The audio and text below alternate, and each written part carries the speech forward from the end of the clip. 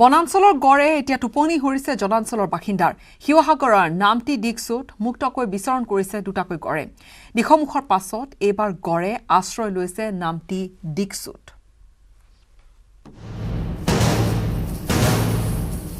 শিৱসাগৰৰ দিখমুখৰ পাছত এইবাৰ দুটা গড়ে টোপনি হৰিছে নামটি দিকচুবাসীৰ লগতে শিৱসাগৰৰ বন বিভাগৰ কাজিৰঙাৰ পৰা মাজুলী হৈ 9 ডিচেম্বৰত শিৱসাগৰৰ দিখমুখৰ তেলিয়া ডঙাত প্ৰৱেশ কৰিছিল গড় দুটাই সেই গড় দুটাই বৰ্তমান অৱস্থান কৰিছেহি শিৱসাগৰৰ নামটি দিকচু খনিকৰত শনিবাৰে কাহিলি পুৱাতে স্থানীয় ৰাইজে প্ৰত্যক্ষ কৰে গড় দুটা বৰ্তমান গড়ৰ খোজৰ চিহ্ন চাই অভিযান অব্যাহত ৰাখিছে বন বিভাগে ইপিনে গড় দুটাই বহু লোকৰ বাৰীত প্ৰৱেশ কৰি পাচলি খেতি নষ্ট কৰা বুলিও সদৰি কৰিছে স্থানীয় ৰাইজে বৰ্তমান আতংকত সময় পাৰ কৰিবলগীয়া হোৱাৰ লগতে গড়ৰ নিৰাপত্তাক লৈও উদ্বিগ্ন হৈছে বন বিভাগ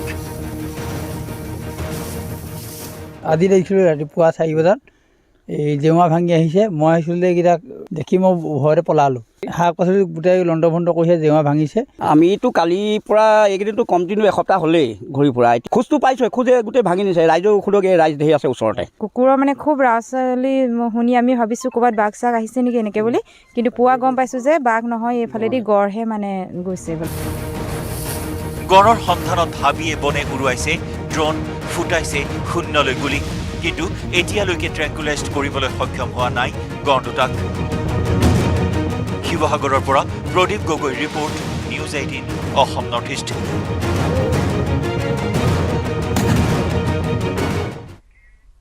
উত্তৰ প্ৰদেশত নিৰ্মাণ হ'ব 6 লেনযুক্ত গংগা এক্সপ্ৰেছৱেৰ দৈৰ্ঘ্য হ'ব 594 কিলোমিটাৰ আৰু ইয়াৰ বাবে ব্যয় হ'ব 36,230 কোটি টকা এক্সপ্ৰেছৱেৰ আধাৰশিলা স্থাপন কৰে প্ৰধানমন্ত্ৰী নৰেন্দ্ৰ মোদীয়ে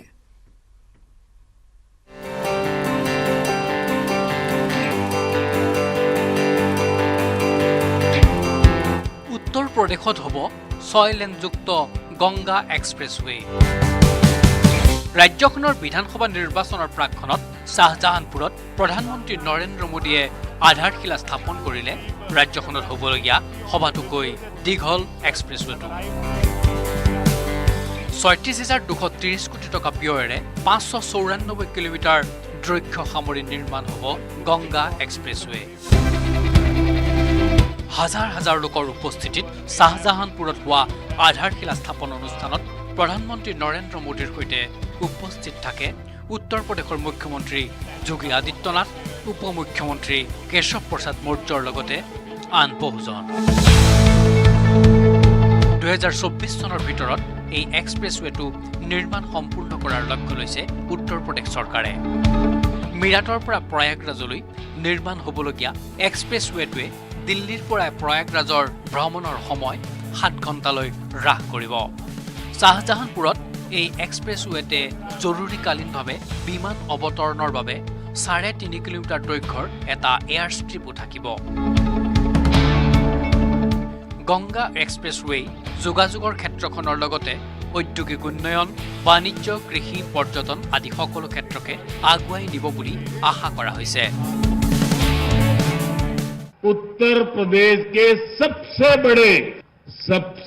बड़े एक्सप्रेसवे गंगा एक्सप्रेसवे पर काम शुरू हो रहा है सारी उन्नति प्रगति की स्रोत है मां गंगा सारे सुख देती है और सारी पीड़ा हर लेती है ऐसे ही गंगा एक्सप्रेसवे भी यूपी की प्रगति के नए द्वार खोलेगा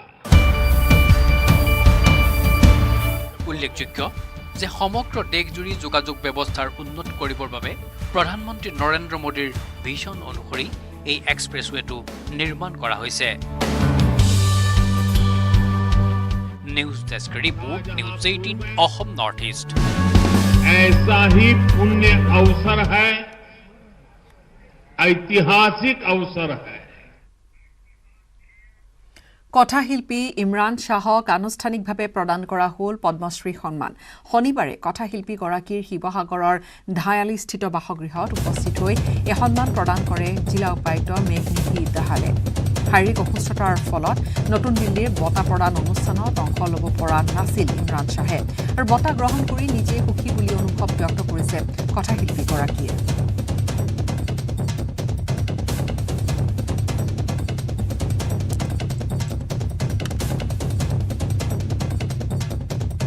পোৱাৰ কাৰণে মই খুব ভাল পাইছোঁ, চৰকাৰক ধন্যবাদ জনাইছোঁ।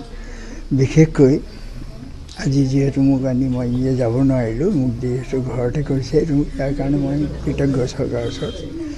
মই এই বঁটাটোৰ কাৰণে মই আন ধৰণেও সন্তুষ্ট হৈছোঁ, কাৰণ মই যিখিনি কাম কৰিছোঁ, যিহৰ কাৰণে মোক দিছে, সেইখিনি আমাৰ যিখিনি আমি যিবিলাকক হেভনছ কওঁ, তেওঁলোকৰ কাৰণে মই কাম কৰি আহিছিলোঁ। আৰু এইটো যে চৰকাৰৰ চকুত পৰিল আৰু এইটো কৰিছে, ইয়াৰ এটা প্ৰভাৱ, সুদূৰ প্ৰসাৰী প্ৰভাৱ এটা হ'ব বুলি মই ভাবিছোঁ সমাজত, আৰু সেইকাৰণে মই ভাল পাইছোঁ, আনন্দ পাইছোঁ। আজি যিটো আমাৰ ইমৰান শ্বাহ ডাঙৰীয়া যিটো পদ্মশ্ৰী বঁটাটো এইবাৰ পাইছে, তেওঁ নিজে দিল্লীত এটেণ্ড হৈ ল'ব নোৱাৰিলে যিটো চেণ্ট্ৰেল ফাংচনত।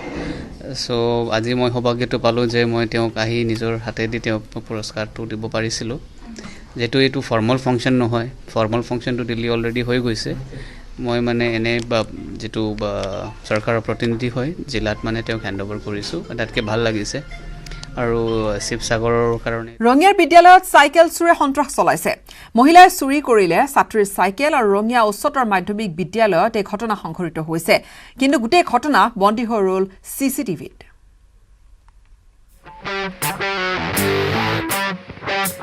দৃশ্যটো CCTVত বন্দী হোৱা। একো নকলেও বুজিব পাৰিব কি হৈ আছে। বহুকেইখন চাইকেল ৰখাই থোৱা এই চৌহদটো ৰঙিয়াৰ এখন বিদ্যালয়ৰ। বিদ্যালয়ৰ গেট খুলি সন্তৰ্পণে সোমাই অহা মহিলাগৰাকীয়ে চাইছে ইফালে সিফালে, আৰু এপাকত এখন চাইকেল গৰাকীয়ে লৈ যোৱা দি লৈ বাহিৰলৈ ওলাই গৈছে মহিলাগৰাকী। গম পাইছে এগৰাকী চুৰণী মহিলা। ৰঙিয়া উচ্চতৰ মাধ্যমিক বিদ্যালয়ৰ পৰা 10ম শ্ৰেণীৰ ছাত্ৰী এগৰাকীৰ চাইকেল এইদৰে চুৰি কৰি নিলে চুৰণীগৰাকীয়ে। মই 9:30 মানত স্কুলত আহিছিলোঁ। অহাৰ পিছত চাইকেলখন গেটৰ ভিতৰত থৈ ক্লাছ কৰিব গ'লোঁ। ঘৰত যাবলৈ ওলাই দেখোঁ যে চাইকেলখন নাই। তাৰপিছত CCTVত চালোঁ স্কুলত, তাতে মহিলা এজনী নিয়া বুলি ধৰা পৰিছে আৰু মহিলাজনীক বিচাৰি পেলাই মোক চাইকেলখন দিব লাগে আৰু দেউতাই ইমান কষ্ট কৰি চাইকেলখন মোক যোগাৰ কৰি দিছিল, এতিয়া পালে ভাল লাগে আৰু। দিন দুপৰতে বিদ্যালয় চলি থকা সময়ত এইদৰে চুৰণীয়ে চাইকেল চুৰি কৰি নিৰ্বিঘ্নে আঁতৰি যোৱা ঘটনাই তীব্ৰ প্ৰতিক্ৰিয়াৰ সৃষ্টি কৰিছে বিদ্যালয়খনত। ঘটনা সন্দৰ্ভত ছাত্ৰীগৰাকীৰ পিতৃয়ে ৰঙিয়া আৰক্ষী থানাত এজাহাৰ দাখিল কৰিছে। ৰঙিয়াৰ পৰা Inamul Islam, news 18 Assam north east.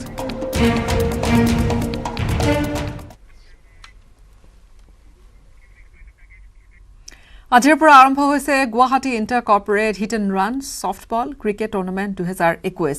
News 18 নেটৱৰ্কৰ উদ্যোগত আৰু অইল ইণ্ডিয়া লিমিটেডৰ সৌজন্যত অনুষ্ঠিত এই দুদিনীয়া ক্ৰিকেট টুৰ্ণামেণ্টৰ সহযোগিতা কৰিছে আইবেৰী innovate to simplify. Khanapara farm gate খেলপথাৰত অনুষ্ঠিত হৈছে দুদিনীয়া এই ক্ৰিকেট প্ৰতিযোগিতাখন। প্ৰতিবেদন আগবঢ়াই বিদায় ল'ম। নমস্কাৰ।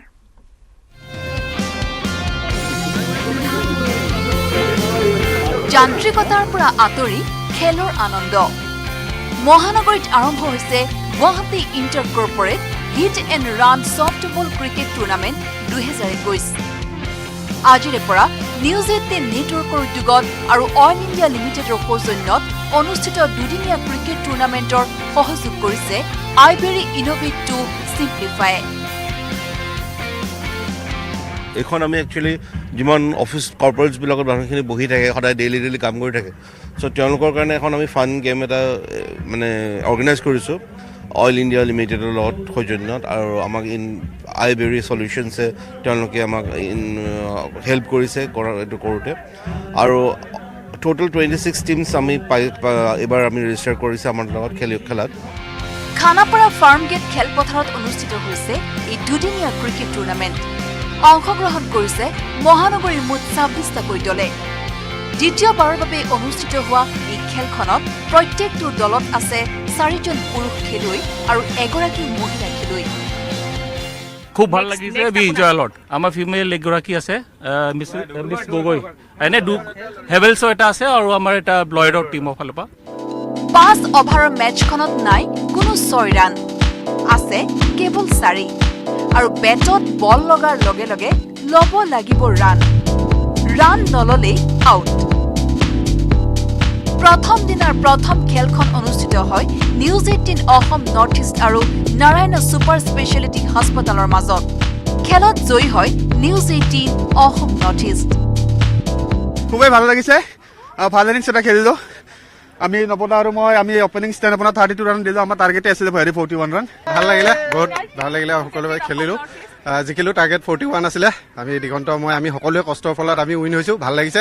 বেচিকেলি আমিতো চবেই জানো যে যি অৱস্থাৰ মাজত আমাৰ যোৱা 2-3 বছৰ গ'ল আৰু বহুত দিন পিছত আজি খেলিবলৈ পাই আৰু চব কৰ্পৰেট ছেক্টৰৰ পৰা বিভিন্ন পাৰ্টিচিপেণ্টছ, আয়ুষ যোজনা হওক, ইণ্ডিয়ান অইল হওক, চবৰে টীম দি আজি খেলটো অনুষ্ঠিত হৈছে আৰু আমি আশা কৰিছোঁ যে এইটো এটা মানে it's a sign that we are free. আমি আশা কৰোঁ যে আগন্তুক দিনত আৰু কৰ্পৰেট হাউচেছ আহিব। আনহাতে খেলৰ মাজতেই হেল্থ চিটি হাস্পতালৰ ফালৰ পৰা স্বাস্থ্য পৰীক্ষাৰ লগতে খেলুৱৈসকলক ফাৰ্ষ্ট এইড সেৱা প্ৰদান কৰা হয়। হেল্থ চিটিৰ ফালৰ পৰা আজি ইয়াতে হিট এণ্ড ৰান যিটো টুৰ্ণামেণ্ট চলি আছে তাৰ কাৰণে আমি ফাৰ্ষ্ট এইডৰ ব্যৱস্থাখিনি লগতে ব্লাড প্ৰেছাৰ চুগাৰ যিখিনি লাগে আমাৰ ইয়াতে চাবৰ কাৰণে গোটেইখিনি আমি সুব্যৱস্থা ৰখা হৈছে এম্বুলেঞ্চখনৰ ভিতৰত। লগতে এম্বুলেঞ্চখনত আমাৰ গোটেইখিনি ফেচিলিটিজ আছে। এখন SLS এম্বুলেঞ্চ হয়। এম্বুলেঞ্চখনত আপুনি মানে advance cardiac life support, trauma support আপোনাক যিমানখিনি লাগে গোটেইখিনি এখন এম্বুলেঞ্চৰ ভিতৰত গোটেই ছাপৰ্টখিনি আছে। ব্যস্ততাপূৰ্ণ কৰ্মজীৱনৰ পৰা কিছু আঁতৰি আহি এইদৰে ক্ৰিকেট খেলৰ আনন্দ লৈছে এইসকলে। News desk report, news 18 Assam north east.